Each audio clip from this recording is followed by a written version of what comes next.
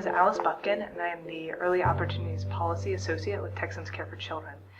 This session we saw some much-needed return of funding that was lost last session for women's preventive health care and for early childhood intervention.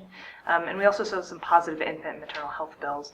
But we also have some areas that we're going to keep needing to monitor as we move forward to make sure that moms and kids get the services they need.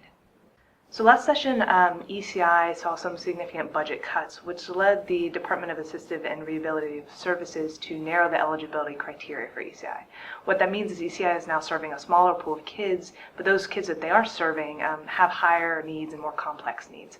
So the department asked the legislature to recognize that and recognize that the average monthly cost per child has increased some and to fund accordingly.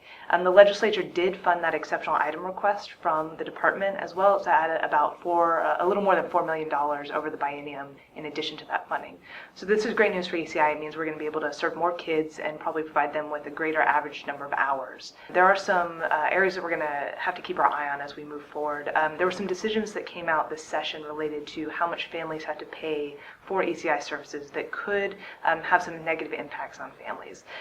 One bill, SB 1060, requires the department to study the cost effectiveness of family cost share, as well as implement changes that would make family cost share more cost effective. We also wanted to make sure that the desire to sort of increase the cost effectiveness of family cost share shouldn't trump the real purpose of ECI, which is to serve kids who need those services in the state. In the end, the bill did pass, but it included some language that said that changes wouldn't be implemented if they would prove cost prohibitive for families.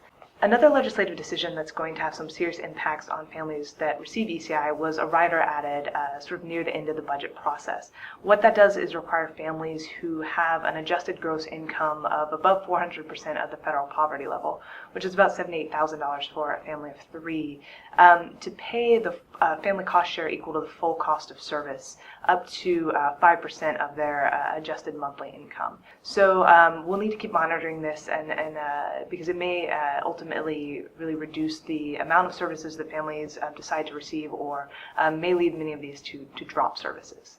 I was really inspired this session by all the people who took the time to contact their legislators through emails, through phone calls, and particularly those who came down to the Capitol to testify on behalf of bills that they either supported or opposed or wanted to speak about. In particular, I'd suggest you all check out Braden's testimony. Braden testified about the impact of ECI in his life. So thank you to everyone who really got their voice out there on behalf of the issues that were important to them.